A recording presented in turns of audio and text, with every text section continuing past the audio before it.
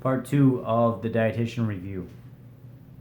Be tracking what you're eating, counting up those macro numbers, and making sure She's saying a lot of the problem and the frustration comes from having to track everything. Well, a lot of people become very efficient at tracking after the first month or two, and it's not a problem anymore because they learn what food is.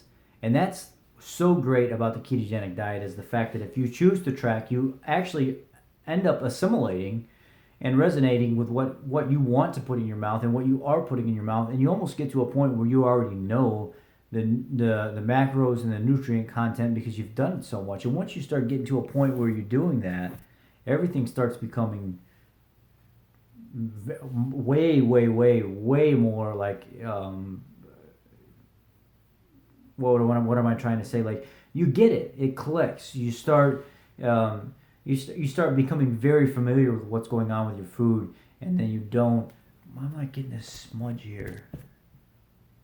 And then you don't have to keep going back and forth to a track or two, and then you get to a point where you just know what kinds of food you have to eat, and then some people don't even track anymore.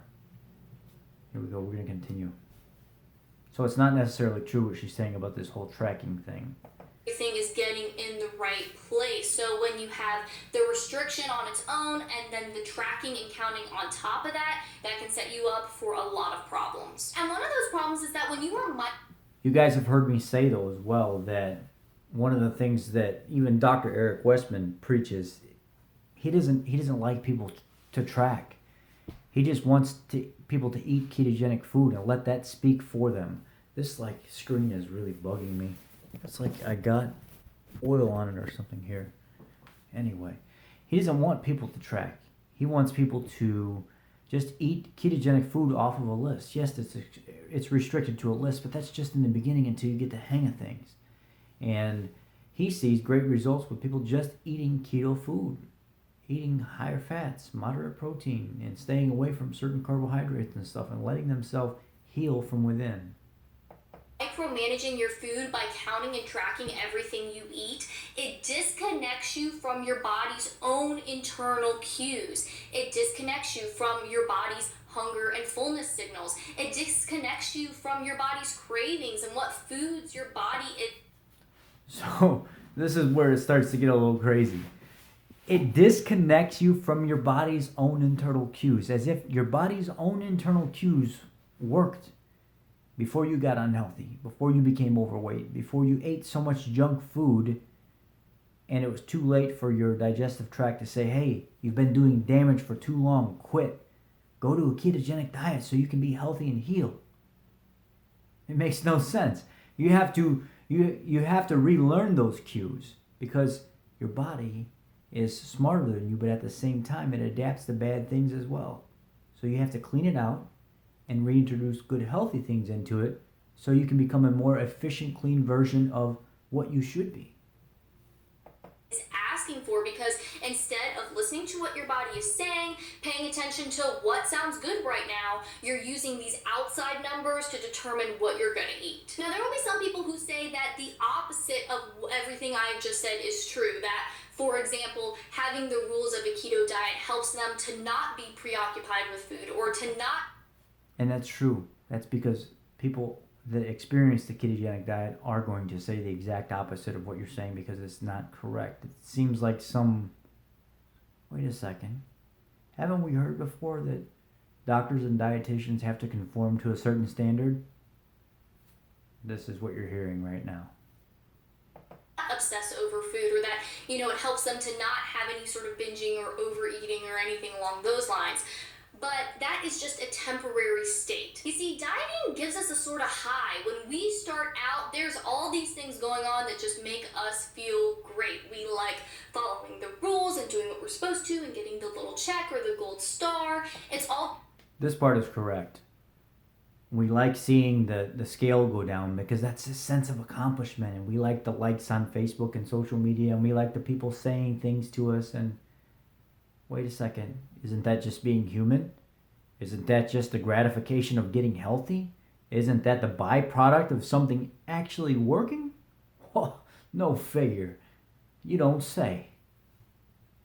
Very exciting, and there's a lot of other factors factors involved too. I actually have a video where I talk about why we like diets so much. So if you haven't seen that one, or if you need a refresher, I'll link that for you because I go into it in much more detail there. But the bottom line is diets make us feel good in the beginning, but that never lasts. And it goes back to what I was...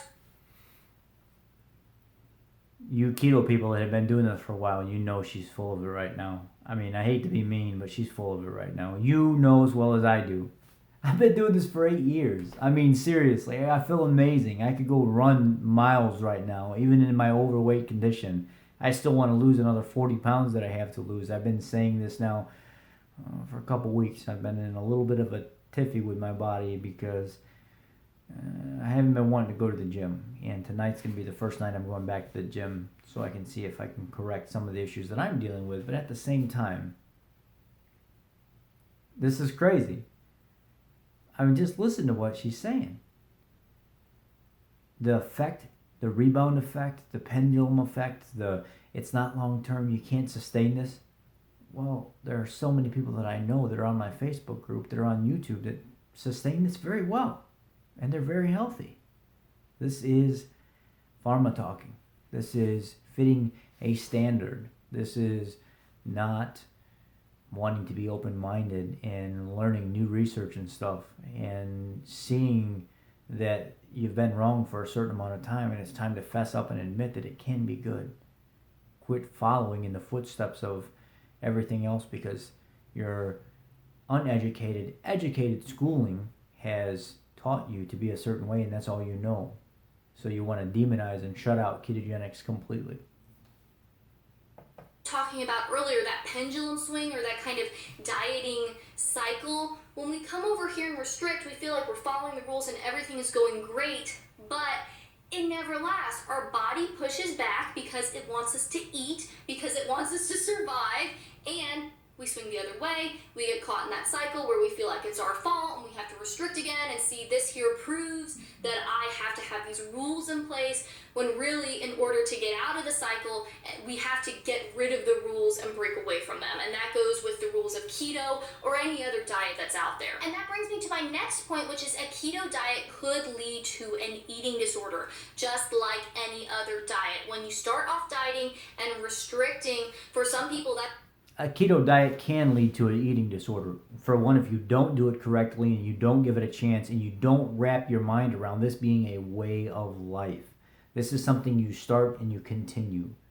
You can't get off of it and get back on it. Get off of it, get back on it. For most people, that doesn't work. You have to start it, feel the amazing effects of it, and then continue it. You continue the path. You don't jump off of it and say, I'll come back to keto in 3 months when I'm ready to lose another 20 pounds. It doesn't work that way. It makes it more difficult. The more diets you try and the more times you get on it and get off of it, the more difficult it becomes. So this is some of this stuff is crazy. That's just kind of the first toe in, and then it leads them down the path of an eating disorder. And for a lot of people who have eating disorders, the way that they got started was by going on a diet. A ketogenic diet also limits the variety of foods you can eat and cuts out healthy foods like fruits and starchier vegetables and grains and legumes. And this is a problem for 2 reasons. When you limit grains and legumes that are genetically modified that cause inflammatory results inside your body that screw up your digestive tract, that's what she wants you to eat. Sounds kind of silly to me. I have problems with that stuff. For God's sake, I had to pull my dog off of that stuff because my dog has food with grain in it and her body breaks out. She gets ear infections. She starts getting really moody and stuff like that where she doesn't want to listen and stuff. She gets these rashes all over her belly. And when I cut all that out and I went to a high omega, moderate protein food with no grain in it, she's the most healthy dog in the world. She gained another 7 pounds, got all this lean muscle to her now, and she's phenomenal. She listens like you wouldn't believe. It's amazing how cutting grain and the crap out of your food works, even for animals. variety, it limits your access to certain nutrients. Yes, maybe you could hit everything if you track and count, and it is possible and you could do it. But again, counting and tracking and having to like micromanage your food isn't a healthy thing to do. It's not a natural thing to do. It's not something that we need to do. Our body can take care of things if we just eat a variety and let it do the rest. Also, limiting variety can decrease. So I'm not going to keep going with this. You get the point. This is crazy. We shouldn't track because we don't end up learning what our body likes and what it doesn't like, and we should just have a variety of everything. We've already done that. It didn't work. We're fat, we're sick, we're overweight, and we should continue to follow this advice, right? And not be mindful of what we put in our mouth, and not be mindful of tracking, so we can start to resonate and assimilate the food and stuff that causes problems and how much we should have. It all has to start somewhere, and it's accountability. I was not accountable before.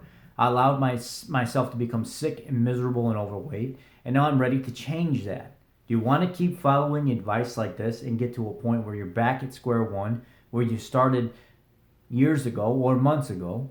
Or do you want to actually give it a go and try to change your life and look at all these other people that have succeeded?